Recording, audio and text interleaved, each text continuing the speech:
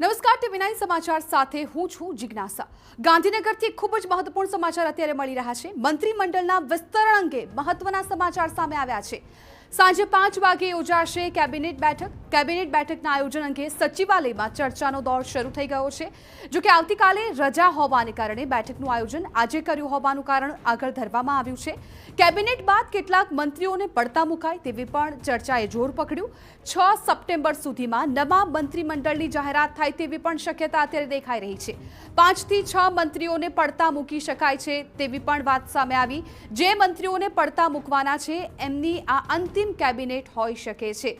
તો અત્યારે ખૂબ જ મહત્વપૂર્ણ આ સમાચાર સામે આવ્યા છે કે જ્યાં સાંજે 5 વાગે કેબિનેટની બેઠક યોજાશે। એક તરફ હજુ વડાપ્રધાન નરેન્દ્ર મોદીનો ગુજરાત પ્રવાસ સમાપ્ત થયો છે, તેવામાં જાણકારી મળી રહી છે કે સાંજે 5 વાગે આજે કેબિનેટની બેઠક યોજાવાની છે। આ બેઠક ખૂબ મહત્વપૂર્ણ બની રહેવાની છે।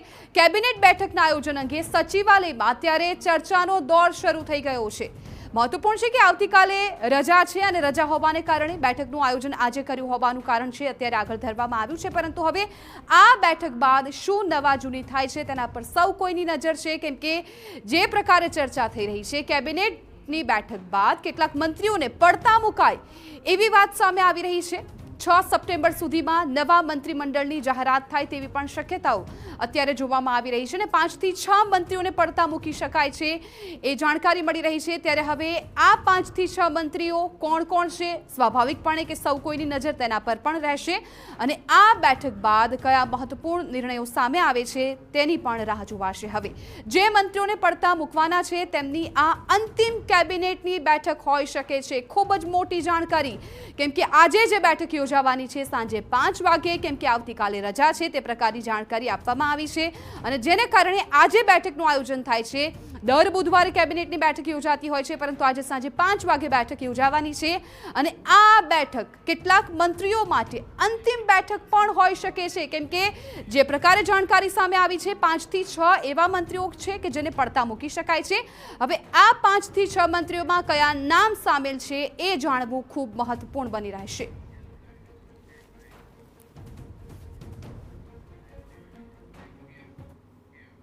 અમારા પોલિટિકલ એડિટર કિંજલ મિશ્રા મામલે વધુ જાણકારી આપવા માટે મારી સાથે લાઈવ જોડાઈ ગયા છે। કિંજલ, વડાપ્રધાન નરેન્દ્ર મોદીનો ગુજરાત પ્રવાસ હજુ સંપૂર્ણ થયો છે ને અત્યારે મોટી જાણકારી મળી છે કે 5 વાગે કેબિનેટની બેઠક યોજાવાની છે અને ખાસ ધ્યાન એ બાબત પર જઈ રહ્યું છે કે કેટલાક એવા મંત્રીઓ છે કે જેમની આ અંતિમ કેબિનેટની બેઠક હોઈ શકે છે। સંપૂર્ણ જાણકારી।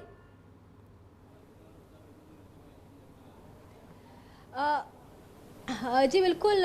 देखो, कैबिनेटની જે બેઠક હોય છે તે સામાન્ય રીતે બુધવારે મળતી હોય છે। ઘણા સંજોગોમાં એવું થતું હોય છે જિજ્ઞાસા કે કેબિનેટની જે બેઠક છે બુધવારની જગ્યા પર મંગળવારે કે ગુરુવારે પણ પોસ્ટપોન થતી હોય છે, પરંતુ જે સમય છે અને જે પ્રકારની ગતિવિધિઓ ગુજરાતમાં ચાલી રહી છે, ખાસ કરીને રાજકારણમાં, તેમાં પણ ભાજપ અને સંગઠન અને સરકારમાં, તેને જોઈ અને આ જે કેબિનેટનો ટાઈમિંગ છે તેને લઈ અને અનેક તર્ક વિતર્કો છે તે સચિવાલયમાં શરૂ થઈ ચૂક્યા છે। હાલાકી ગઈકાલે જ આ મેસેજ આવી ચૂક્યો હતો કે આજે કેબિનેટની બેઠક છે તે 5 વાગે યોજાવાની છે। અધિકારીઓની અને અન્ય મંત્રીઓની માનીએ તો એવું કહેવું છે કે બુધવારે રજા હોવાને કારણે કેબિનેટ છે તે મંગળવારે આયોજન કરવામાં આવ્યું છે, પરંતુ જો રાજકીય ગતિવિધિઓ જોઈએ તો એવું માનવામાં આવી રહ્યું છે કે આ જે કેબિનેટ બેઠક છે તે મહત્વપૂર્ણ ન માત્ર સરકારના કામોને લઈને અથવા તો આગામી દિશાના નીતિ વિષયક નિર્ણયોને લઈને રહી શકે છે, પરંતુ આ કેબિનેટ બેઠકની અંદર કદાચ મુખ્યપ્રધાન છે તે કોઈ સંકેત આપી શકે છે, જેમ CR પાટીલે ગઈકાલે કમલમમાં પોતાના સંબોધન વખતે આપ્યું હતું। કેબિનેટની અત્યાર સુધીમાં વાત કરવામાં આવે તો મંત્રીઓના પરફોર્મન્સ રિપોર્ટ છે તે વડાપ્રધાને 2 મહિના પહેલાં જ લઈ લીધા છે।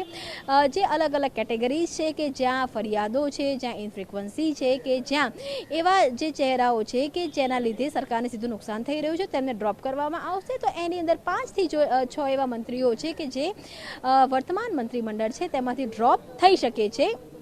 એવું માનવામાં આવી રહ્યું છે કે આ કેબિનેટ બેઠક એ તેમની અંતિમ કેબિનેટ બેઠક હોઈ શકે છે કે જે મંત્રીઓને ડ્રોપ કરવાના છે અને આગામી જે કેબિનેટ બેઠક છે, કેમ કે જે પ્રકારના સંકેત પોતે CR પાટીલે પણ આપ્યા છે, જે પ્રકારની ચર્ચાઓ થઈ રહી છે કે ખૂબ નજીકના ભવિષ્યમાં નવી કેબિનેટ નવું મંત્રીમંડળ છે તે આવી શકે છે, જે સંકેતો છે તેને ધ્યાનમાં જોતા આજની જે કેબિનેટ બેઠક બોલાવી છે તો તેની અંદર ત્યારબાદ 5 થી 6 મંત્રીઓ છે તેને ડ્રોપ કરી શકાય છે અને જે નવી કેબિનેટ બોલાવવામાં આવશે ત્યારે નવા ચહેરાઓ સાથે કહી શકાય કે જે અત્યારે જે ખાતાઓ છે ખાતાઓની ફાળવણી છે તે મુખ્યપ્રધાન સાથે પોર્ટફોલિયો ખૂબ વધારે છે, ત્યારે નવા ચહેરાઓ નવા મંત્રીઓ સાથેની જે કેબિનેટ છે તે આકાર પામી શકે છે. હાલાકી જે અત્યારે તમામ વસ્તુઓ છે તે જો અને તોની વચ્ચે છે, પરંતુ વડાપ્રધાનની ગુજરાત મુલાકાત પહેલાં ગુજરાતથી દિલ્હી સુધી ચાલેલો બેઠકોનો દોર અને તમામની વચ્ચે સી.આર. પાટીલ દ્વારા આપવામાં આવેલા સંકેતો અને ત્યારબાદ